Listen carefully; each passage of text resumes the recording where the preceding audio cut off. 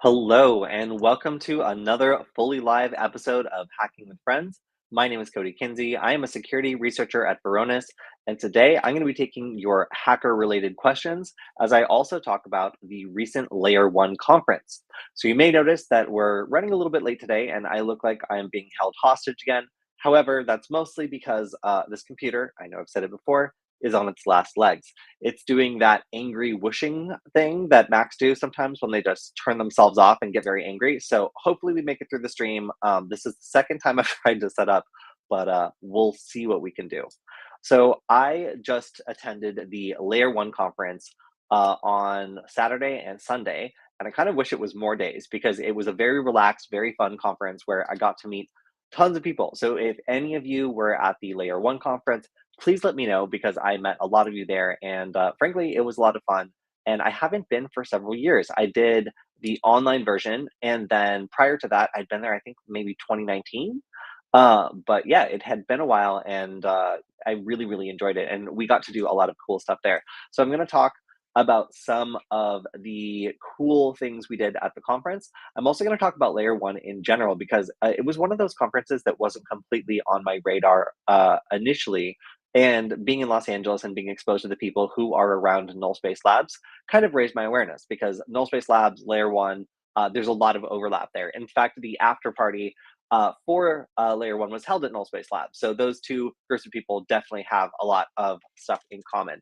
So also, hello, I see you. I see you in the chat. We'll get to WPA3 at some point, I promise. Yeah, so this is LayerOne Conference. If you haven't heard of it before, then it's definitely worth checking out in Pasadena, California. The reason that I like it is it's the kind of mix of people you would kind of get at DEF CON, but on a much more local scale. So if you're around Southern California, even if that's like San Diego or like San Francisco, it's one of those conferences where you can meet a lot of people who you'll see over and over again at local conferences and maybe could do something cool. I found a lot of cool people who had interesting ideas that I wanted to maybe collaborate with on. And by going and teaching a little bit about what you know, I often find that you meet people who are really excellent and doing some very cool things at these sorts of conferences. So on the events and schedule, we were in the hardware hacking village, which was fantastic. The LayerOne badge this year was electronic. I'm trying to find a picture of it. I think this is going back in time. But the LayerOne badge this year was electronic. It was a fidget spinner, and it sure was cool. I think, is there a picture on the GitHub? Let's see. Let's find out. No, of course not. All right. Well, I have pictures. Don't worry. I will share it. So the fact that they chose a form factor that was a fidget spinner particularly appealed to me, and I think a lot of other conference goers. I got some feedback on Twitter that several people really enjoyed like learning how to do bad USB hacking and also some of the Wi-Fi self-defense stuff that we were teaching at our little part of the village. And here we go. So this is the LayerOne badge. You can see L1. And in the center here, there is a place to put a like little ball bearing fidget spinner kind of thing. And one of these, I think this one right here, is actually a Hall effect sensor, which means it can measure a magnet. So what happens is when you spin this, there's apparently a little magnet in one of the ball bearing things that allows it to spin. And as it goes over the top, it registers a spin and calculates how fast you're spinning it. Now, this little layer of LEDs here is one of those like persistence of vision things where when you spin it, it actually creates a little screen as it spins. And it's able to calculate how fast the badge is spinning. Now, there's a bunch of other demos and cool stuff you can do with it, but really the fact that like as you spin the badge, like with a as you spin the fidget spinner, it calculates the RPMs and displays it on like a persistence of vision, like little display. That to me was incredible. It was really, really cool to see how the badge came together and how the idea of the fidget spinner could be expanded into a screen and then also into something that's actually able to calculate how fast it's spinning. So of course our team took advantage of that and tried to make it go as fast as possible. And it was not necessarily eye safe, but it was a very, very cool electronic badge this year. So if you didn't check out the LayerOne badge, and if you're a fan of fidget spinners, then definitely something worth checking out. And I'm sure there's a lot more videos, but we'll show that off. So we were repping security forward and talking about all the cool stuff that we do. And we had lots of content creators, including Davis DeWitt, who is we were hanging out with last night as well. And I have a little bit more to report on that because we were doing some cool hacker stuff last night that we came up with a little bit before the conference. So actually, I'm not going to talk about LoRa yet, but I just wanted to say if you met any of us, if you enjoyed our classes, if you want to see more, then please let us know. It was really cool to have everybody stop by the booth and give us feedback. And I think we did 2 Wi-Fi self-defense classes, we did 3 soldering classes, we did a bad USB attack, and then we also did a class on beginning LoRa. Like, how do you use like LoRa technology for hacking, or like what can you do with it? Oh, and I forgot, I also had a talk. So I got to do a talk on microcontroller education, and I was running a little late for my talk, but I got like an Uber and I was on my way, and then the guy just put on like easy listening music and just went so slow. And he also did not speak English. So when I asked him if we could hurry up, he just kind of shook his head and didn't want to hear. So I was 10 minutes late to my own talk, which was apparently normal by LayerOne standards. So I was thought I was pretty much fitting in. But I did a talk that was mostly discussing how, if you're interested in teaching with microcontrollers, you can get started, what are good solid microcontrollers to work with, and how to work through like getting grant funding or being able to get the kind of money that you need to do these outreach programs without having to front the entire bill yourself or have the students in your classes have to pay the money up front. So a lot of people who want to teach cybersecurity, like they have a very low budget and they're looking for projects that make it easy for them to, well, have like a couple $100s from a grant really go far with a large group of kids, and maybe teach them something really cool that's more hands-on than what people usually are able to teach. That's what my talk was about, and I got to connect with a bunch of educators, a bunch of people who are making hacker spaces or maker spaces in their local areas. And it surprised me. Like there were a lot of people who were out there doing great things who needed that information. So if you came to my talk or if you saw it, it'll be published. I think Datagram, the organizer of Layer One, said that it would be published maybe like first week of June, if we're lucky. So check that out. I thought the talk went really well, aside from the fact that I'm out of breath for the first part of it because I ran through the building.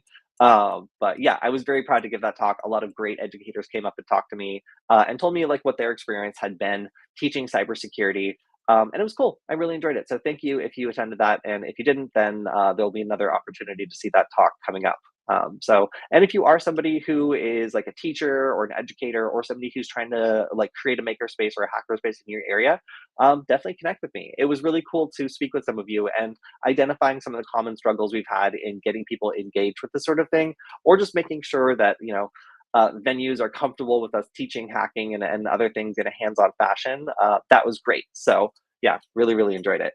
Hello, Tai Huang Gong. It's good to see you. And of course, also SAQ, I can't ignore you, of course. I was gonna say, buy Nullbyte back. Yes. So I'm not sure if I can buy it back directly. However, I think I can put some content on there. And last night I was working on some content that could be one of our first new Nullbyte episodes. So I don't, there's still a couple things to work out, I think, but it looks as though I might have a little bit of a preview of some cool stuff that I've been working on. And I just wanted to give a little bit of a sneak peek here. So let me see if I can share the right one, because I am both the editor and um, the star. This is going to be like you're trapped in a Zoom call with me. Okay, that's not right. That's not the right one. I didn't want to share that one. Sorry. It's going to be this one. Um, okay, that is the right one. Cool. All right, so I want to talk a little bit about also our friend Angelina, who I picked a terrible photo of, but here we go. Angelina did a talk on satellite OSINT. So I wasn't the only one who did a talk. We also got to hear from Angelina and see a lot of really great stuff. She was talking about in terms of identifying like jamming. Oh yeah, that was one of the things she talked about recently, and then also just generally getting information on satellites that you want to maybe not hack into, but at least be able to predict when it's going to be overhead and maybe like take down some signals. She also talked about how to receive those signals, which I thought was really cool. And yeah, also going to be coming out probably first or second week of June. So stay tuned for Angelina's talk as well. Um, so one thing that was extremely popular at the conference was the sticker exchange. I did not expect this to be so popular, and this is like kind of a European conference idea. Like I see this at C3. I don't really see it at a lot of other conferences, but I was like, all right, so this year sticker exchange, we lit it up, we made it really pretty, and I tossed in a bunch of really good stickers. And I have to say, the stickers that other people tossed into this box were actually incredible. I got some of the cutest, most adorable, weirdest, and sometimes most offensive hacking stickers that I've ever gotten. So if you've ever considered doing a sticker exchange, we found this to be amazing. And as you can see, we tried to make our fun little booth like as engaging and interesting for people to come over and talk to us about as possible. Definitely very blinky, definitely very bright. And the sticker exchange in particular, I thought was one of my favorite. I have actually the result of the sticker exchange here, and looking through it, there's like, they're so cute. There's these little, I don't, okay, let me risk the screen sharing for a second. There's these little tiny dumpster fire stickers that came out of it that are probably my favorite. They're so adorable. So thank you to everybody who put good stuff in the sticker exchange. We had like tons of free stickers we were giving out as well, but the sticker exchange ended up being, I think, my favorite part of the conference because it was way cuter and way better of a result than I expected. All right, so yes, you can see everybody digging through. I put a lot of like NSA stickers that I got from RSAC into this as bait, and it worked. Like I got a bunch. Like people took the like federal stickers and like exchanged very like punk hacker stickers, which I definitely appreciated. So yeah, love the results. And then probably one of my favorite workshops. This is a 3D printing electronics workshop that allows people to just come and make their own little hex leaf designs. So we had all different types of designs. The round one, I think, was my favorite. But the result here was people were able to sit down with us, hang out, build this beautiful hexlight display, and it took about like 45 minutes, I would say, to finish this up. There's a little bit of like fixing and things like that to make it work better. But in general, I don't really think that even a beginner would have much of a hard time putting one of these together. So love that the like Hex Leaf workshop. I thought that was super fun to connect with people while doing that. And one of our most excited people built one of these and had an amazing time doing it. So yeah, like if you're an educator, if you're somebody who is doing maker spaces or whatnot, and you want a good suggestion, I just wanted to showcase this one because I mentioned it in my talk as being one that people really seem to enjoy. And the materials for this are crazy cheap. It was amazing. The little microcontroller that runs everything that you can see right here, that guy is maybe like $3.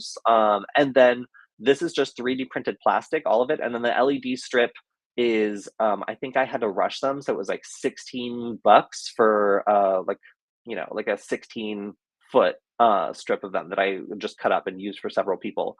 So this was a super super cheap, very fun project. It looks great as well, I have to say, and probably my favorite workshop I did at the conference.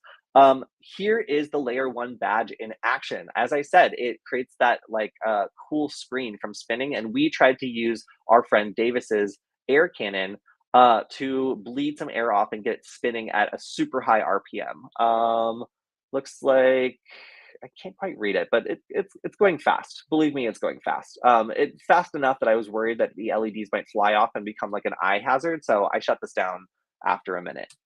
But as you can see, the full badge is pretty big. Like you can break your badge out so that it is that shorter kind of segment, but the full badge still spins and is weighted pretty well. So I chose to keep mine intact. I really thought that the LayerOne badge was incredibly cool this year, and that of all the stuff they could have done, a fidget spinner was awesome.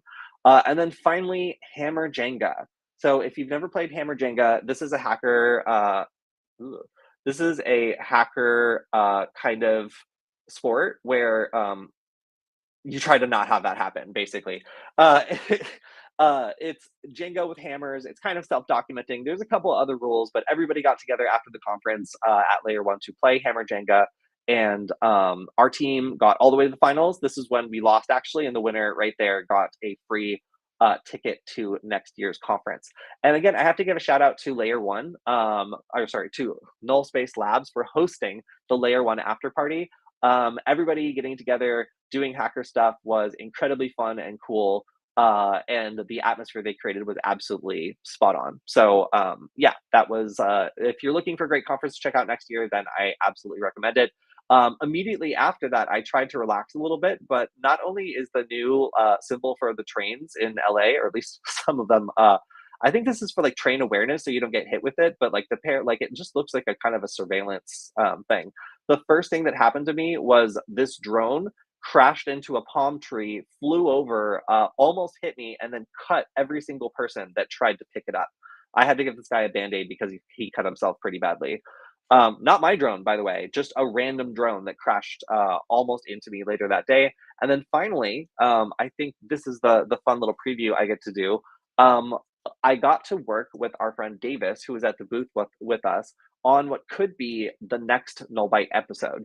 So I don't want to give too much away, but we have been using LoRa boards pretty frequently to do some experiments to see like what kind of long range stuff we can get away with by maybe taking an idea and extending it super far. So one of my ideas, and one idea that Davis and I tossed around, was what if we were able to do like a speed light, like a remote flash for a camera from super far away. Not only is that a cool example of how far it can go, and it's very obvious because you can see when you pop the speed light from really far away, but you could also do like a photo shoot or something where it would be really difficult to sync like a speed light and a camera from like a mile away, right? If you have like either a really long lens, or if you're getting a shot where you want one thing like really lit up, like it would be super cool if you were able to like pop the flash from like really far away and sync it in a way where you could get a shot that would be either impossible or really difficult or maybe really expensive to do any other way. So Davis, being Davis, built a prototype that makes it so you can use LoRa, this new long range protocol that everyone's interested in, to sync a speed light and basically to remotely fire the speed light from, well, we didn't really know how far away. So last night we got together and started working on an experiment to see exactly how far it would go. And the results, which I'll show a clip from, included us starting out with just syncing everything and making sure we can trigger one from the other. You see, we have multiple speed lights, and then walking down this street as far as we could until the speed light was no longer able to be triggered. So we were doing this in a super dense urban environment. There's lots of radio reflections. There's lots of radio sources. This is basically one of the worst case scenarios for this technology. But we did pick, a single street where we could see down relatively easily, and the results were pretty cool, honestly. Okay, that's different. Sorry, someone else was making a video too, dancing in the street. You'll have to go to their like TikTok to find that one. So holding this up and pointing the speed light down the street, we were able to get flashes from really far away. It was incredible, and the flash was super visible all the way down the street. So hopefully we'll get one where it's working. Um, but yeah, like being able to get, I can't give away the exact distance that we were able to get, but let's just say that using this setup, we were able to create something that could trigger flashes locally from really far away. So if you're a photographer, if you're someone who is interested in syncing anything really over a really long distance, we basically just proved that you can slap this new cool technology onto a lot of existing things and extend the range really far. And the episode that we're making around it, I think, is going to be really cool. Again, don't want to give too much about it away, but yeah, that's what I was up to a couple of days ago, and it was definitely cool. So after the conference, I got to get together with a bunch of other hackers and learn a lot, and that's why, again, like these sorts of hacking conferences are really great, and I highly recommend checking one out if you haven't been. Um, no way that drone dropped. Yeah, it turns out that hitting a palm tree with a any sort of DJI drone is really not good. And if you see a drone that's been down, then I have to recommend not trying to pick it up because the propellers are super sharp and go really fast, and they will cut you super badly. So if you do see a downed drone, I recommend perhaps maybe leave it alone for that one. Um, yeah, so when I say speed light, a lot of people thought that I was actually like changing like the traffic lights, but no. A speedlight is a particular type of flash that photographers use, usually that are able to be synced to each other in various ways. And they're something that I've used a lot in my background as a photographer. So being able to like trigger a light from really far away is, for one, a great demo, but also very useful for a number of different photography techniques. For example, if you've got like a very long lens, you're zooming way in to get like all this great compression, make things behind the person look very big. You could trigger a flash at night, as well as doing things with drones, which is another thing that we are exploring. So, yeah, there was a lot of stuff that I was up to this week. And of course, I'm also here to answer some questions. And one of them was talking about WPA3. So, I do want to touch on WPA3 because it is a very cool technology. And a lot of people that work with Wi Fi might not have heard of it just because WPA3, oops, there we go. Just because WPA3 is relatively recent, and I think that maybe like if you see it enabled, uh, you don't know like whether or not it's worth it to upgrade. So Wi-Fi Protected Access 3, the third edition, is something that came out. I'm not going to say like super recently, but the adoption has been slow. And I'm literally going to just pull up the Wikipedia page for this just to provide some context for what we're talking about. Um, Here we go. So there have been a couple of different versions of Wi-Fi protected access. First, we had WPA, and well, sorry, actually, technically, first we had WEP, Wired Equivalent Privacy, and this was not good. It was able to be cracked in about 15 minutes, super, super vulnerable, and this was found out pretty quickly. So we love WEP just because it's basically nothing. Most of the time, if you see a WEP network, it is a honeypot, so you probably shouldn't connect to it. But there are still some WEP networks out there. Maybe some person has just been running the same router on the default settings since they bought it forever, and that router just happens to be indestructible. So we do still see WEP, but WPA and WPA2 are the much more common standard. WPA was kind of rushed out as an intermediate measure once WEP was found to be very vulnerable. But there were still some problems with it. So WPA2 has become the most common type of authentication on just about every type of wireless Wi-Fi network that you'll see. And there are some networks that are moving towards WPA3, but I don't see them very often. And if you look at statistics from like wiggle.net, you can see that while WPA3 is increasing, it's just not enough of a factor for most people to be super aware of it. So what is the deal here? Like, why is WPA3 better? Well, the way that WPA2, the current and most common standard, authenticates a new device that's joining the network is the four-way handshake. And the four-way handshake includes a stage at which it sends a hashed version of the password um, to the device that's trying to connect. Basically, both devices hash the password and send like their version of the hash. And if it matches, then they can both prove that they know the same password. Then the client knows that it's a valid network that is using the same password, and the network knows that the client knows the password, and they can both agree that the client is allowed to connect. Now, that sounds great, but a hacker is able to potentially intercept that hashed version of the password and break it, especially if the password is not very secure. So if you pick a really bad password, then that means that WPA2 is incredibly vulnerable. And the assumption that users are going to make passwords really strong and secure for their Wi-Fi is just not really going to happen. It's not practical. So WPA 3 came out in 2018. So yeah, not that long ago, but considering the pandemic and everything, it feels like a lifetime ago. The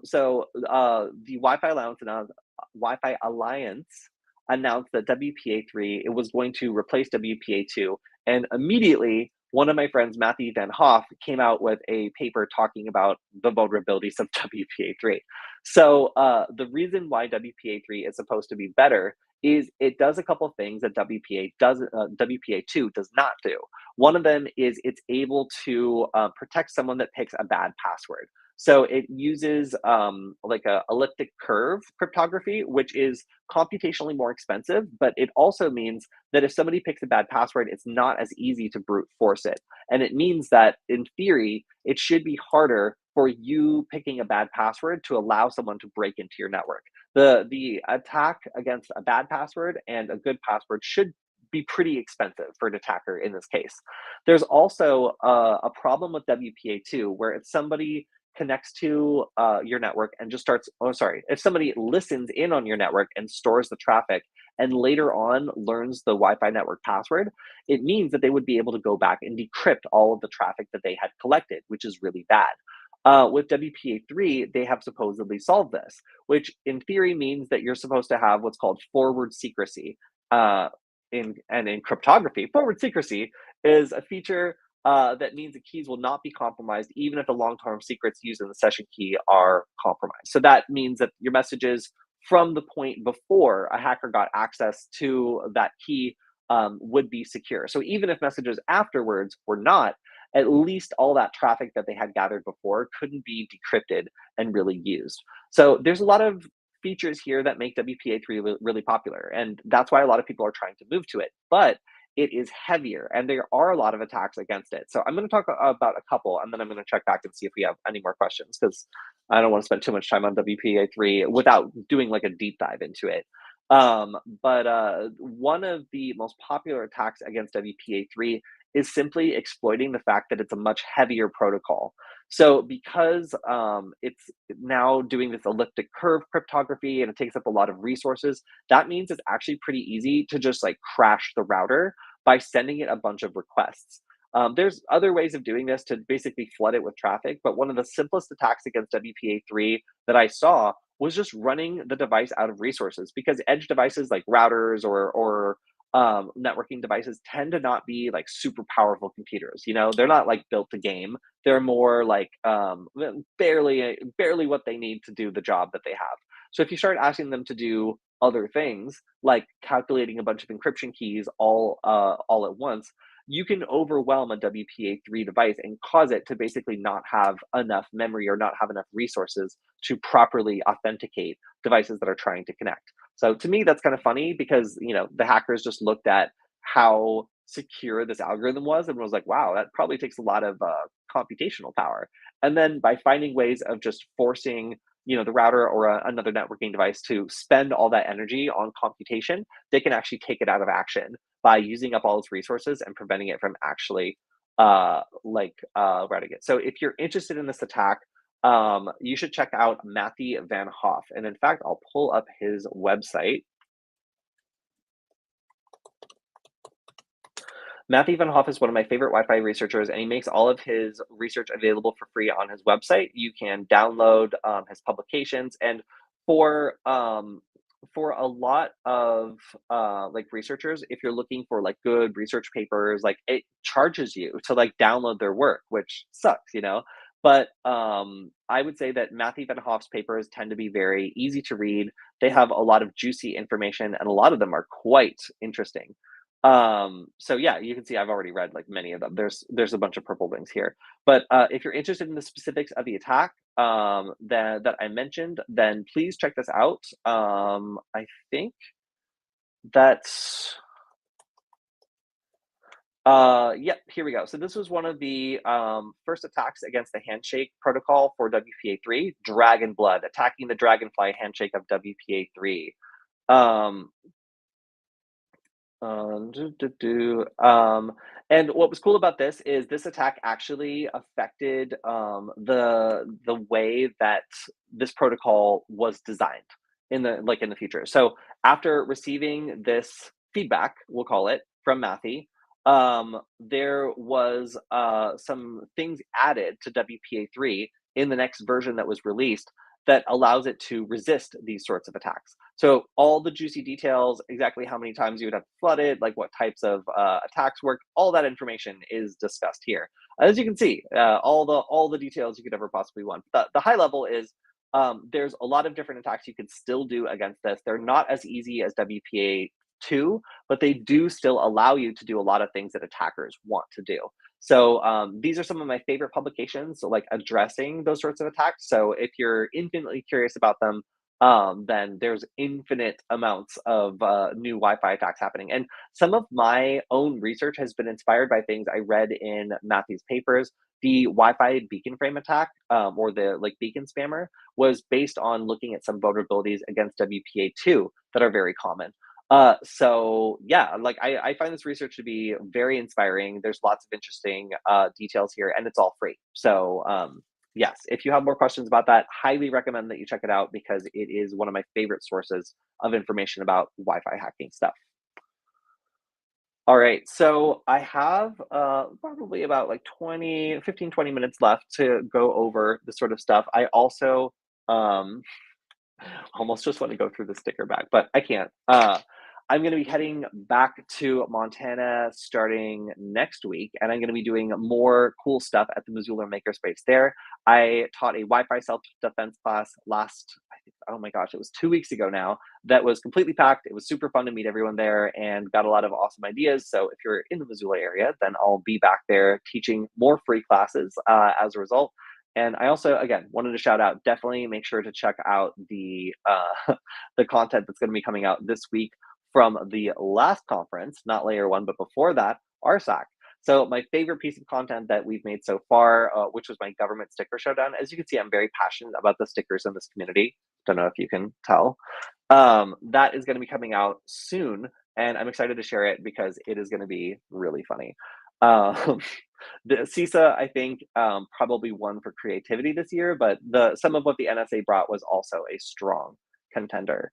So, yeah, no, I'm excited to go there. I also am excited to have Killian back on for our Friday stream. We haven't been able to do that for, yeah, like we weren't able to do it last week because I was traveling, but it's going to be fun this week. So, if you're going to be around for Friday, we're going to talk about all the hacker news that's happened in the last 2 weeks, not just one, and a lot of stuff has happened.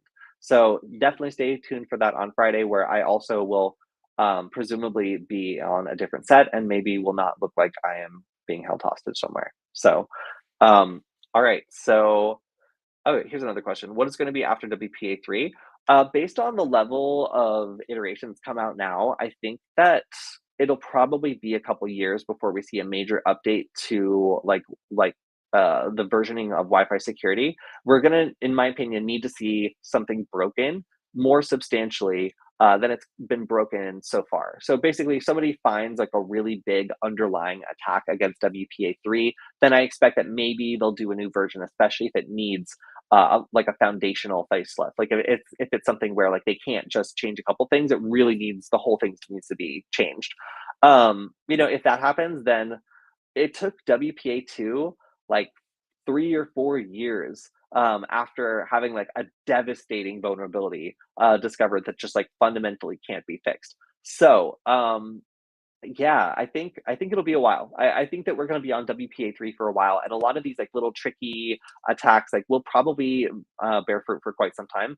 And as I was mentioning last time, part of the reason why Wi-Fi is so fun is it's all about convenience, right? So we have all these great security protocols and whatnot, but when it comes to like attacking a router or attacking a device that's using WPA3, more often than not, like it's running in some sort of mode that allows downgrading because if there's any sort of problem or any sort of issue, or if it's too slow, or if there's another network that's slightly faster or stronger, then it'll just downgrade itself and use WPA2, which has known vulnerabilities and it's easy to attack very, very easily. So most of the time when I talk to hackers, like Wi-Fi hackers about WPA3, they're just like, I barely deal with it, because there's the easiest attack against it is to downgrade and make it so that the device will automatically select a more vulnerable type of Wi-Fi. And we see this for everything, like when we're doing like Kerber roasting or like other sorts of attacks like inside of a network. Then like we're basically doing the same thing. We're trying to find the weakest possible protocol that the device will support. So as a hacker, yeah, like bringing that same mentality to Wi-Fi is exactly how you avoid some of these really tricky targets. Where like, why would you go up against encryption if you can do social engineering or something like that? So one of the things I was teaching with Wi-Fi self-defense was, you can have WPA3 on your network, but if somebody creates a phishing page that looks good enough and it looks like your router's updating, then they can still trick you into giving your password away. And because most people don't know exactly what their router update page looks like, this is still an attack that gets used over and over and over. It's very popular and it totally gets around the encryption, whether it's WPA2, WPA3, it doesn't really matter. So phishing attacks are still really easy. Downgrade attacks are still really easy. And that's why a lot of people haven't bothered to learn much about WPA3 hacking, just because like it's so easy to get around it. But I acknowledge there's interest. So I will talk more about some of the attacks you can do against WPA3, but just be prepared that none of them are as devastating as the attacks you can do against WPA2. Those are really bad. That's kind of why we had to make WPA3, was because the attacks were against WPA2 were so bad that it doesn't really make sense to continue using it as a standard for too much longer. So that would be my conclusion, I guess, kind of a high level one.